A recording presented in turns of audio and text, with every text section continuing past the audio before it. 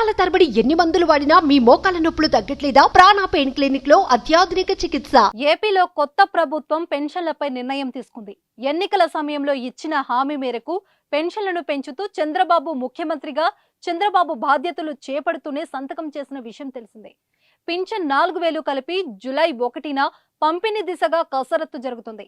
వాలంటీర్లతో పంపిణీ చేయాలా, ప్రభుత్వ సిబ్బందితో ఇవ్వాలా అనేది చర్చ జరుగుతుంది. ఈ సమయంలోనే పెన్షన్ల పంపిణీ పైన ఏపీ ప్రభుత్వం తాజాగా ఆదేశాలు ఇచ్చింది. అధికారంలోకి రాగానే పెన్షన్లను 4000కు పెంచుతామని ఎన్నికల సమయంలో చంద్రబాబు హామీ ఇచ్చారు. అమల్లో భాగంగా పెరిగిన పెన్షన్ల 1000 రూపాయలను 3 నెలల నుంచి అమలు చేసేలా నిర్ణయించారు. పెరిగిన 1000తో పాటుగా 4000 కలిపి మొత్తంగా 7000 జూలై 1న చెల్లించేలా ఏర్పాట్లు చేస్తున్నారు. పంపిణీపైన మంత్రి కొండపల్లి శ్రీనివాస్ అధికారులకు కీలక ఆదేశాలు ఇచ్చారు. నూతన పెన్షన్ పాసు పుస్తకాలను నగదుతో పాటు అందించాలని నిర్దేశించారు.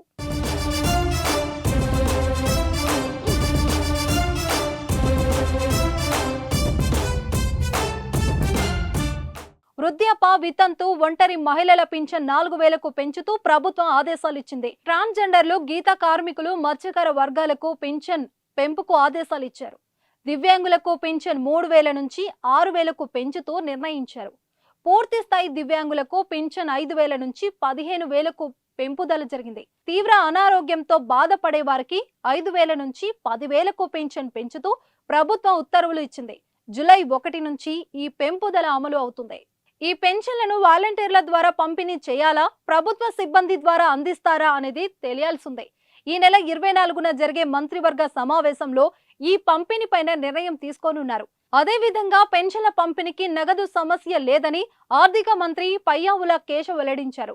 జూలై 1న ముఖ్యమంత్రి చంద్రబాబు చేతుల మీదుగా పంపిణీ కార్యక్రమం ప్రారంభించాలని కూటమి నేతలు ఆలోచన చేస్తున్నారు.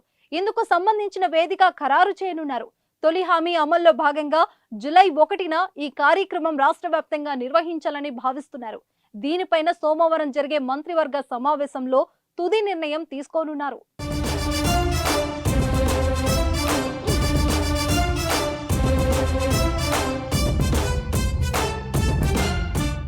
సుమన్ టీవీలో మీ పర్సనల్ అండ్ బిజినెస్ ప్రమోషన్స్ కోసం కింది నెంబర్కి కాంటాక్ట్ చేయండి.